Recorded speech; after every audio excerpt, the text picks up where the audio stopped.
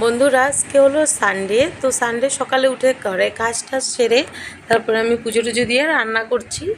আর আজকে কি কি রান্না করছি দেখাবো তোমাদেরকে। তো আমি আজকে অনেক সিম্পল রান্না করেছি, কিন্তু খেতে অনেক ভালো লাগছিল।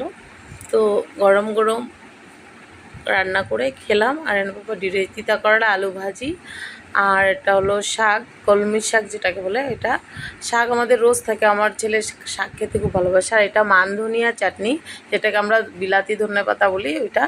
তারপরে এটা হলো ট্যাংরা মাছ, ভাত করলা, যেটা কারকল আলু দিয়ে সবজি ঝোল আর কি। এটা ব্রহ্মপুত্রের বড় বড় ট্যাংরা মাছ, পুরা মানে কি তাজা ছিল। তো এগুলোকে ঝুল বানালাম, আর ভাত সিম্পল। তো আমরা এখন খাওয়া দাওয়া করে নেবো। আজকে সানডে, আরিয়ানোর স্কুল বন্ধ, তার জন্য ওর পাপার সাথে আমরা খাওয়া দাওয়া কমপ্লিট করে নিলাম। তো ভিডিওটা ভালো লাগলে দেখো সবাই, আর কমেন্ট করে বলো আমার রান্নাটা দেখতে কেমন হলো।